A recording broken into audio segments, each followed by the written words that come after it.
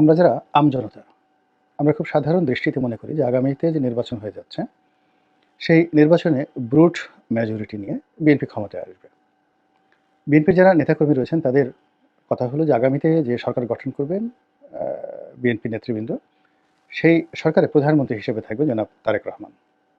আর সেখানে রাষ্ট্রপতি হিসেবে বেগম খালেদা জিয়া অধিষ্ঠিত হবেন। এরকম একটি প্রচারণা সবাই চলছে বা চালাচ্ছে। এখন এই যে বিশাল কর্মযজ্ঞ, একটি জনপ্রিয় রাজনৈতিক দলকে ক্ষমতায় আনার জন্য যে নেগোসিয়েশন দরকার, দেশের ভিতরে এবং দেশের বাইরে, সেটা কি বিএনপি করতে পারছে কিনা? অথবা বিএনপির যারা প্রতিদ্বন্দ্বী এই মুহূর্তে রয়েছেন, আ যদি আপনি ছাত্র সমন্বয়কদের যে রাজনৈতিক দল হতে যাচ্ছে বা নাগরিক কমিটি হতে যাচ্ছে, সেই নাগরিক কমিটির অ্যাক্টিভিটিস লক্ষ্য করেন, তাহলে দেখবেন যে নাগরিক কমিটির যারা নেতৃবৃন্দ রয়েছেন, ছাত্র এবং যুবকেরা, যারা বিএনপির অনেক নেতার হাঁটুর বয়সী। কিন্তু অবাক করার ব্যাপার হলো যে তারা অনেকটা জামাত এবং শিবিরের স্টাইলে বাংলাদেশের অনেক প্রথিতযশা আইনজীবী, ব্যবসায়ী, রাজনীতিবিদ, আমলা, কামলা সব জায়গাতে কিন্তু তারা সম্পর্ক স্থাপন করে ফেলেছে। এবং তারা যদি নির্বাচনের আগ মুহূর্তে ভালো করতে পারে এবং নির্বাচনের একটি পরিবেশ তৈরি হয়, তাহলে অবাক করা বিষয় হলো যে বিএনপি এবং আওয়ামী লীগের অনেক বঞ্চিত নেতা এই ছাত্রদের সঙ্গে যোগ দিবেন এবং যেটি বিএনপি এবং আওয়ামী লীগ কল্পনাও করতে পারছে না। আর এই বিষয়টি এতটা meticulously এগুচ্ছে, সেটি হলো ১১ যে ব্যর্থতা, সেনাবাহিনীর যে ব্যর্থতা ছিল, ডক্টর ইউনূসের যে ব্যর্থতা ছিল, ফেরদৌস আহমেদ কুরেশি থেকে শুরু করে ওই সময়টাতে যারা নেতৃবৃন্দ ছিলেন তাদের সকল ব্যর্থতাকে পুঁজি করে ওটার উপর একটা সফলতার চাবিকাঠি স্থাপন করার জন্য দেশি এবং বিদেশি অনেকগুলো বিশেষজ্ঞ গ্রুপ বাংলাদেশে কাজ করছে এবং দেশের বাইরে কাজ করছে। তারা বুদ্ধি দিচ্ছে, পরামর্শ দিচ্ছে, আন্তর্জাতিক যে লবিং গ্রুপগুলো রয়েছে তাদের সঙ্গে যোগাযোগ রক্ষা করছে। এবং এই যে যদি একটা ২-১১ মতো একটা ঘটনা ঘটে, অর্থাৎ ১-১১ যে আপডেট ভার্সন আমরা 2-11 যেটিকে বলি, এবং -2 ফর্মুলার যে আতঙ্ক আমাদেরকে তাড়া করছে, ওইরকম যদি কোনো কিছু ঘটে, সেক্ষেত্রে গতবার যে ভুলগুলো হয়েছে, সেই ভুলগুলো এবার যাতে না হয় এজন্য একেবারে ১ম দিন থেকে, অর্থাৎ আগস্ট মাসের ১৫-১৬ তারিখ থেকে আজ অবধি তলে, তলে সকল প্রস্তুতি তারা কিন্তু করছে। কে তাদের ফার্স্ট পার্টি হবে, কে তাদের সেকেন্ড পার্টি হবে, কে তাদের বন্ধু হবে, কে তাদের শত্রু হবে। কিন্তু অবাক করার ব্যাপার হলো যে আমরা এখনো পর্যন্ত আমাদের যারা প্রতিপক্ষ তাদেরকে আমরা দেখতে পাচ্ছি না। এখানে আমরা বলতে বিএনপিকে বোঝাচ্ছি। তো বিএনপি এখনো পর্যন্ত তাদের প্রতিপক্ষ কারা তারা বুঝতে পারছে না। আর প্রতিপক্ষ যাদেরকে মনে করছে তাদেরকে মনে করছে যে বিএনপি যদি একটা ফু দেয়, তাহলে ডক্টর মোহাম্মদ ইউনূস ১ মিনিট টিকে থাকতে পারবেন না। অথবা বিএনপি যদি একটু চাপ দেয় তাহলে জামাত শিবির ১ ঘন্টা বাংলাদেশে টিকতে পারবেন না। এরকম একটা মন মানসিকতা নিয়ে অনেকটা খরগোশের মতো গতি থাকা সত্ত্বেও তারা কিন্তু ঘুমিয়ে, ঘুমিয়ে নিশ্চুপ জীবনযাপন করছে। এর বাইরে আমরা দেখতে পাচ্ছি যে মির্জা ফখরুল ইসলাম আলমগীর থেকে শুরু করে আরও অনেক নেতা সারা বাংলাদেশে বিভিন্ন রকম প্রোগ্রাম করে বেড়াচ্ছেন জামাত এবং শিবিরের মতো। কিন্তু এই প্রোগ্রামগুলোর যেগুলো রাজনৈতিক প্রোগ্রাম, সেই প্রোগ্রামগুলোর যে সফলতা ওরকম আই ক্যাচিং নয়। মিডিয়াতে ওরকম আসছে না, সোশ্যাল মিডিয়াতেও আসছে না এবং স্থানীয় জনগণের মধ্যেও এরকম কোনো প্রভাব বিস্তার করছে না। এটা হলো বাস্তবতা।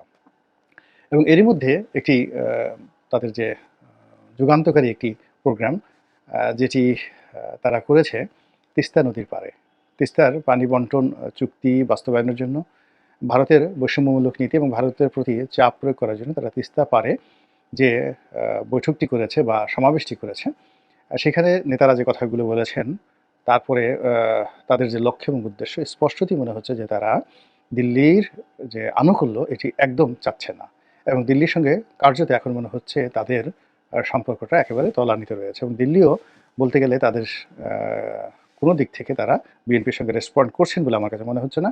আর বিএনপির যে লবিংটি দিল্লির সঙ্গে যোগাযোগ রক্ষা করতেন, সম্ভবত এখন তারা কৌশলগত কারণে দিল্লির সাথে সেই যোগাযোগ রক্ষা করছেন না, দিল্লিকে পরিত্যাগ করছেন। কিন্তু এখানে বাস্তবতা হলো যে বিএনপি যে কয়বারই ক্ষমতায় এসেছে, সেই ৭৫ এর ১৫ই আগস্টের পর থেকে আজ অবধি যে কয়বার ক্ষমতায় এসেছে, শহীদ প্রেসিডেন্ট জিয়াউর রহমান এসেছেন, তারপরে জাস্টিস আব্দুল সাত্তার এসেছেন, বেগম খালেদা জিয়া এসেছেন। তো প্রতিবারই তাদেরকে ভারতের সঙ্গে একটা চমৎকার বন্ধুত্ব নিয়ে ক্ষমতায় থাকতে হয়েছে বা আসতে হয়েছে। আর সম্পর্কটি নষ্ট হয়ে যাওয়ার কারণে তাদেরকে কিন্তু সেখান থেকে চলে যেতে হয়েছে। এই বাস্তবতা বিএনপির যারা সিনিয়র নেতৃবৃন্দ রয়েছেন তারা খুব ভালো করে বোঝেন। ২ নম্বর হলো যে বিএনপির যে সকল শীর্ষ নেতৃত্ব রয়েছেন, ওয়ান অফ দ্য টপ 10 শীর্ষ নেতৃত্ব, আমি নাম বললাম না। তো শীর্ষ নেতৃত্বের সঙ্গে ভারতের যে কেন্দ্রীয় গোয়েন্দা সংস্থা থেকে শুরু করে ভারতের উত্তরপাড়া যাদেরকে বলা হয় বা দক্ষিণ ব্লক যাদেরকে বলা হয়, তাদের সঙ্গে কী ধরনের সম্পর্ক রয়েছে তাদের, এটা তারা খুব ভালো করে জানেন। তো সেই সমপর্যায়ের যে সম্পর্কটি তাদের কি পাকিস্তানের সঙ্গে আছে? সেই সমপর্যায়ের সম্পর্কটি কি আ তাদেরকে আ চীনের সঙ্গে যে গড়ে তুলবে, সেটি কি তাদের আছে? একটা জায়গাতে শুনছিলাম, আ খুব সিনিয়র একজন নেতা, একসময় বিএনপি করতেন। একেবারে বেগম খালেদা জিয়ার খুব ঘনিষ্ঠজন ছিলেন। তারপরে শহীদ প্রেসিডেন্ট জিয়াউর রহমানের খুবই ঘনিষ্ঠজন ছিলেন এবং এখনো উল্লেখযোগ্য ব্যক্তি। তো তার সঙ্গে ভারতীয় গোয়েন্দা সংস্থার একজন ঊর্ধ্বতন কর্মকর্তা বলছিলেন যে, এত বড়, বড় কথা বলে অমুক নেতার বাসার যে টয়লেট পেপারটি আছে, সেই টয়লেট পেপারটাও তো আমরা কিনে দেই। তো আপনি বোঝার চেষ্টা করেন যে কত বড় কথা। কেউ যদি প্রমাণ করতে চান, আমি এই কথা পাবলিকলি প্রমাণ করে দিতে পারব। তো যাই হোক, এখন এই যে সম্পর্ক, সেই সম্পর্কের জায়গাটাতে হঠাৎ করে ছেদ পড়ে গেছে। ছেদ পড়ে গিয়ে তারা এই যে তিস্তা পাড়ে যে সমাবেশ করলো, এটি স্পষ্টতই বোঝা যাচ্ছে যে ভারতের সঙ্গে যে সম্পর্কটি, এটি আপাতত সেখানে স্থগিত করা হয়েছে বা তালাক দেওয়া হয়েছে বা পরিত্যাগ করা হয়েছে এট দিস মোমেন্টে। সেটা বার্গেনিং এর জন্য হতে পারে, অন্য কিন্তু অন্য কোনো কৌশলগত কারণ হতে পারে, বা এটা পাকিস্তানের চাপে হতে পারে, বা কিংবা চীনের চাপে হতে পারে, সেটা আরেকটি বিষয়। দ্বিতীয় হলো বিএনপির যারা প্রতিদ্বন্দ্বী জামাত, জামাতের সঙ্গেও কিন্তু ভারতের সম্পর্ক ভালো না, এবং জামাতও খুব চেষ্টা করছে ভারতের সাথে একটি সম্পর্ক করার জন্য। জামাত কিন্তু বিএনপির মতো সরাসরি ভারতের সঙ্গে এখনো কোনো কনফ্রন্টেশনে আসেনি, এবং এখানে ভারতের সঙ্গে যাদেরই সম্পর্ক হবে আগামীতে, বিএনপির ডক্টর মোহাম্মদ ইউনূসের, অথবা ধরুন ছাত্র সমন্বয়কদের, অথবা আম বিএনপির।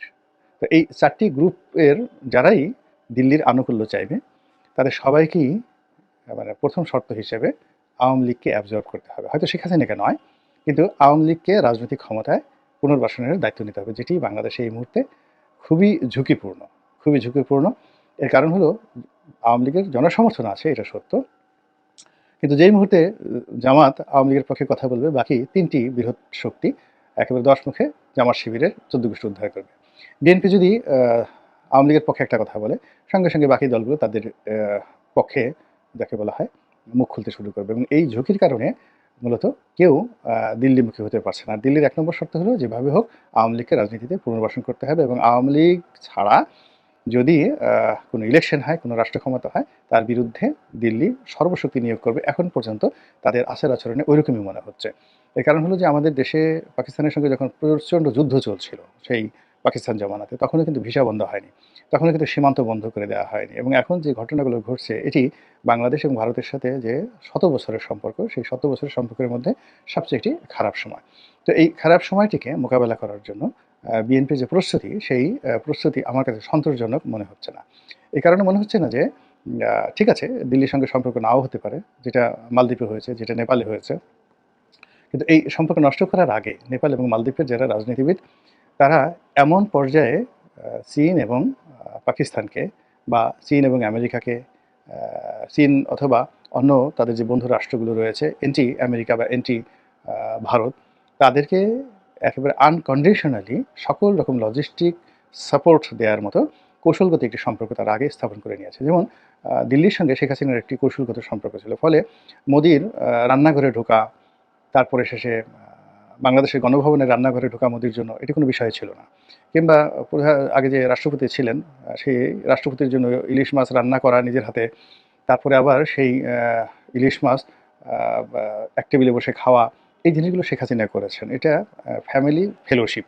কূটনীতির যে এই যে ফ্যামিলি ফেলোশিপটা, এটি বুঝতে হবে। ইদানিংকালে আপনি যদি দেখেন, মোদি যে আমেরিকাতে গেলেন, তো ডোনাল্ড ট্রাম্পের সঙ্গে তার যে সম্পর্ক, বা ইলন মাস্কের সাথে তার যে সম্পর্ক, এটা ফ্যামিলি পর্যায়ে চলে গেছে, এবং ইলন মাস্ক তার প্রেমিকাকে নিয়ে, তার ৩ সন্তানকে নিয়ে সে মোদির সঙ্গে দেখা করেছেন। তো বুঝতে পারেন যে সম্পর্কটা কতটা পারিবারিক পর্যায়ে তারা রূপান্তরিত করেছে। তো সেই দিক থেকে বিএনপির যারা নেতৃবৃন্দ রয়েছেন, একেবারে স্পষ্ট করে বেগম খালেদা জিয়ার কথা বলেন, বা তারেক রহমান সাহেবের কথা বলেন, এই দুজনই। তো তাদের বাসায় কয়জন বড় পর্যায়ের মন্ত্রী পর্যায়ের, জয়শঙ্কর পর্যায়ের, কিংবা চীনের পররাষ্ট্রমন্ত্রী পর্যায়ের, কিংবা চীনের প্রেসিডেন্ট পর্যায়ের, কিংবা ভারতের প্রধানমন্ত্রী পর্যায়ের কয়জন লোক জনাব তারেক রহমান সাহেবের বাসায় যাবেন, যেতে পারেন, অথবা তারেক রহমান সাহেব কয়জনের অন্দরমহলে ঢুকতে পারবেন, ওটার উপর নির্ভর করবে তার রাজনীতিটা তিনি কোন পর্যায়ে নিয়ে গেছেন। এখন যদি ভারতের সঙ্গে মোটামুটি ব্যক্তিগত পর্যায়ে ঐতিহ্যগতভাবে বেগম জিয়ার একটা ভালো সম্পর্ক ছিল, যেখানে বেগম জিয়া বিরোধী দলীয় নেত্রী হিসেবে আওয়ামী লীগ জমানাতে ভারতে গিয়েছেন, সেখানে প্রধানমন্ত্রী মনমোহন সিং স্বয়ং তিনি এসেছেন, এয়ারপোর্টে এসেছেন সকল প্রোটোকল ব্রেক করে, যেটা আসার কথা নয়। তো সম্পর্ক না থাকলে সেটা হয় না। জিয়াউর রহমান সাহেবের সঙ্গে তাদের খুবই ভালো সম্পর্ক ছিল, খুবই ভালো সম্পর্ক ছিল। এবং জিয়াউর রহমান সাহেব যখন সেখানে গিয়েছিলেন, তখন ভারতের রাষ্ট্রপতি এবং প্রধানমন্ত্রী উভয়ে কিন্তু এয়ারপোর্টে এসেছিলেন সকল প্রোটোকল ব্রেক করে। তো এই জিনিসগুলো বাংলাদেশে এখন যারা রাজনীতি করতে চান তাদেরকে লাগবে, এবং সেই ব্যক্তিত্ব না থাকলে আপনি একটা প্রধানমন্ত্রী হবেন, আপনার আচার আচরণের চালচলনে প্রধানমন্ত্রীর ব্যক্তিত্বময়তা থাকতে হবে, প্রধানমন্ত্রীর আকর্ষণ থাকতে হবে, লিডারশিপ থাকতে হবে, এবং আপনার সঙ্গে প্রধানমন্ত্রী পর্যায়ের ঠিক ওরকম বন্ধুত্ব থাকতে হবে। আপনি চিন্তা করেন, ভারতের নরেন্দ্র মোদী, অমিত শাহের কথা বাদ দেন। আপনার সঙ্গে রাহুল গান্ধীর সম্পর্ক থাকতে অসুবিধা কী? কেন আপনাদের সঙ্গে বন্ধুত্ব হবে না? কেন বেনজির ভুট্টোর ছেলে বিলাল ভুট্টোর সঙ্গে সম্পর্ক হবে না? শাহবাজ শরীফের সঙ্গে সম্পর্ক হতে পারে ভেরি ইজিলি, কেননা এরা তো তৃতীয় জেনারেশনের পলিটিশিয়ান। তো তৃতীয় জেনারেশনের পলিটিশিয়ান হিসেবে তারেক রহমান সাহেবের সঙ্গে এদের সবারই পারিবারিক সম্পর্ক হতে পারে।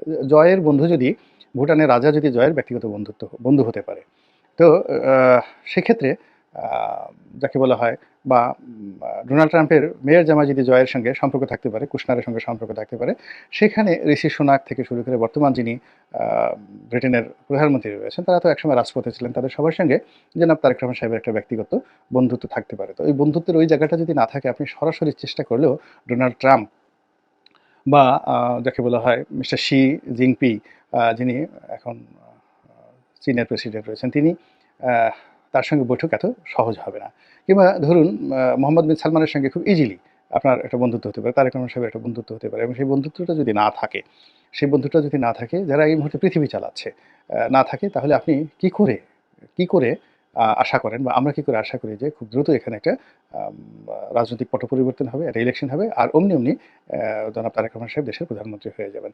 একই প্রশ্ন জামাতের আমিরের কাছে, তার লেভেলটা কী? জামাতের আমিরের লেভেলটা কী? কিংবা ছাত্রদের সাথে একই অবস্থা। যেমন ধরুন আম আদমি পার্টির যিনি রয়েছেন প্রধান, তিনি সহ মালদ্বীপের যে এখন প্রেসিডেন্ট মিস্টার মুইজ্জু, তো সেই কেজরিওয়াল কিংবা মুইজ্জু, তারা এই রাষ্ট্র ক্ষমতায় আসার আগে বিশ্বব্যাপী তাদের একটা কানেক্টিভিটি গড়ে তুলেছে। বাংলাদেশের অনেক রাজনীতিবিদ, সাধারণ রাজনীতিবিদ, তাদের অনেকের সঙ্গে দেখা গেল যে ভারতের শশী থারুরের মতো লোকের বন্ধুত্ব রয়েছে। অমিত শাহের সঙ্গে ভালো বন্ধুত্ব রয়েছে। জয়শঙ্করের সঙ্গে ব্যক্তিগত পারিবারিক সম্পর্ক রয়েছে।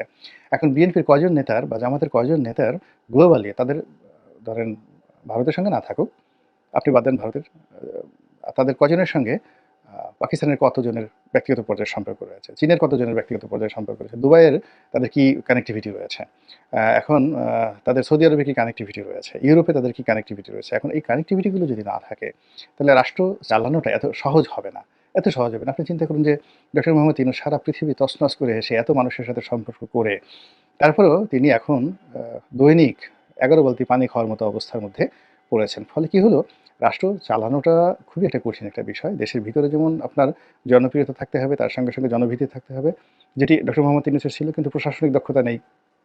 তো ডক্টর মোহাম্মদ ইউনূস গ্রামীণ ফোন চালিয়েছেন, যেখানে কত হাজার হাজার লোক চাকরি করেছে। ওয়ান অফ দ্য মানে এশিয়ার বৃহত্তম কর্পোরেট হাউস, যখন গ্রামীণ ফোন বাংলাদেশে চালু হলো, এশিয়ার বৃহত্তম কর্পোরেট হাউস। তো সেটা তো তিনি চালিয়েছেন।